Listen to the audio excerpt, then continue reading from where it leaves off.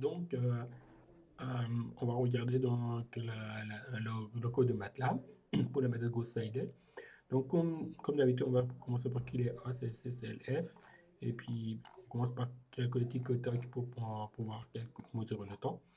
Alors, première chose que j'ai fait, j'ai utilisé cette matrice-là que vous voyez ici avec vecteur de B. J'essaie de résoudre le problème. Donc, ça, il s'agit de matrice de A. On peut le présenter comme ça ici, comme ça. Et puis après, ça c'est vecteur de B. N, ça représente la taille de la matrice. Et tau, c'est une matrice qui représente en fait, c'est un vecteur qui va représenter la taille des valeurs de tolérance qu'on va utiliser pour le calcul. Bon, tout d'abord, je vais lancer le calcul. Voilà. Alors maintenant, bon, il a calculé, il a donné un résultat. On va regarder ça en détail. Alors, la première chose, je présente la matrice de A. Donc, ça, c'est la matrice de A que je peux présenter ici.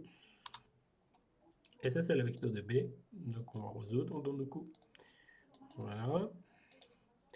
Et comme on le sait bien, donc vous avez aussi une tolérance définie. Donc, ça, c'est le vecteur de tolérance que je vais présenter ici. Et comme vous voyez ici, vous avez un vecteur avec valeurs qui sont très faibles. Alors, qu'est-ce que c'est EPS? EPS, c'est une valeur faible qu'on peut donner, on peut l'utiliser. Donc, ce matin, vous avez plusieurs paramètres qui sont déjà implantés à l'intérieur. EPS, ça fait partie de ça, par exemple, comme pi, etc.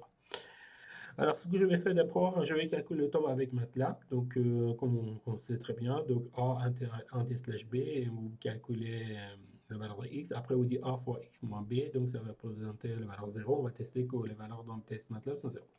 Deuxième chose, on va aller sur la méthode de Gauss-Seidel. Donc, ici, on dit que A il sera divisé en plusieurs parties. I, c'est matrice diagonale. F, c'est l'OR. Matrice l'OR, ça veut dire matrice triangulaire avec les valeurs non zéro en bas. Et U, c'est matrice triangulaire avec la valeur non zéro en haut. Sachez que L et U, donc du coup, ils n'ont pas les valeurs diagonales, hein, parce que les I, on l'a recoupé. Alors pour cela, donc, on va préparer la matrice diagonale.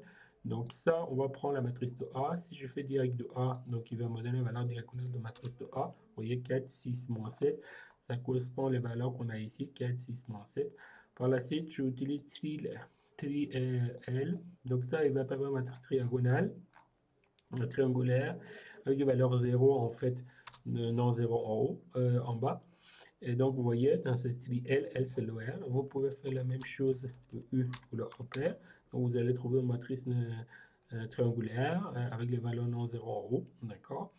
Et puis après, nous, on cherche plutôt les valeurs de la matrice sous la forme de L et U que je vous ai présenté. Donc, si je présente le L, par exemple, ici, je clique ici, vous allez voir que ce sera une matrice triangulaire avec les valeurs non zéro. Et la partie diagonale, en fait, il n'y a rien. Dans la diagonale, il n'y a rien. La même chose pour la matrice de U. Donc, vous allez trouver la même matrice, la même forme, sauf que cette fois-ci, ces valeurs non zéro se trouvent en haut et les valeurs diagonales sont zéro. Donc, on commence par celle-là. Et ça, c'est un critère que, comme je vous ai expliqué, pour vérifier est-ce que la matrice converge ou pas. Donc, je ne vais pas en détailler ça, je ne vais pas le détailler, on a déjà expliqué. Par la suite, on va aller dans le programme. J'ai fait un tic-tac qui me mesure le temps. Je donne le nombre d'itérations max à 1000 par exemple. Et puis après, on commence par valeur de. On va déterminer le vecteur de x avec les valeurs 0, 2. On commence à faire un boucle. On prend les valeurs de x, on le met dans le x previous, valeur précédente. Et après, on va aller dans le schéma numérique. Donc, les schémas numériques, c'est bien ça, ce qu'on vous a expliqué. Donc, BI moins L fois X moins U fois X. Mais sauf que ici, vous avez une nouvelle valeur, et ici, vous avez une valeur précédente. Et comme ça, on peut calculer le schéma. Ce qu'on a fait aussi également ici, on vous a expliqué, ça c'est le schéma que vous avez ici. Donc, toujours vous avez les valeurs précédentes, alors une nouvelle après par la suite que vous pouvez calculer. Donc, ça c'est le calcul que vous pouvez regarder, BI moins LIXJ 1 plus 1, les nouvelles valeurs, moins OIJ, XJM, donc valeur ancienne, et tout ça divisé par AI. Donc, ça c'est les schémas qu'on peut regarder. Donc, tout l'ensemble, ce sera divisé par AI, comme vous a expliqué dans la vidéo. Et par la suite, on calcule la norme de différence entre le premier et le deuxième vecteur qu'on a calculé. Ici, c'est la norme de différence inférieure valeur tolérance de données. Donc, le résultat est bon. Donc, on va faire test de Gauss-Seidel, A fois X moins B. Et après, on calcule. Et puis, on descend, on compare les performances. Alors, on va exécuter le code. Donc, je calcule. Donc, vous voyez, après 18 étapes, il a calculé. Donc, le code est 2 fois et demi plus rapide. Alors, peut-être que j'exécute un peu plus.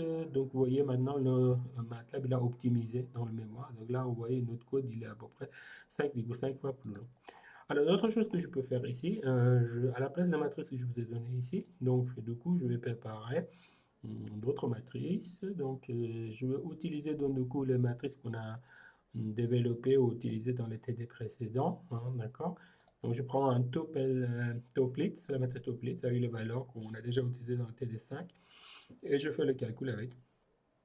Donc, je fais le calcul. Alors, pour l'instant, il n'y a rien qui sort. Donc, ça veut dire qu'en fait, j'ai pas pu converger parce que le nombre d'itérations, c'était 1000. Donc, je vais augmenter le nombre d'itérations.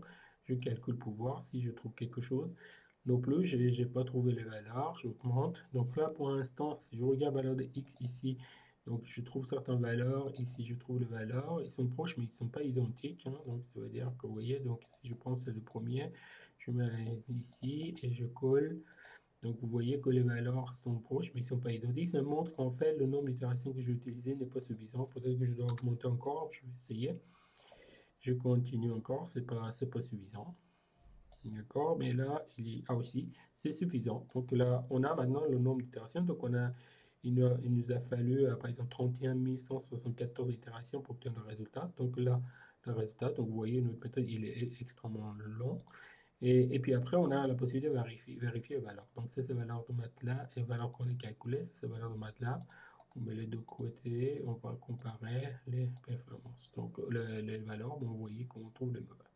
Ok, ceci montre qu'en fait, pour arriver à la convergence, dans cette méthode-là, il faut faire beaucoup d'itérations comme j'ai fait ici. Voilà. Donc, ça, c'est la méthode de Gauss-Seidel classique.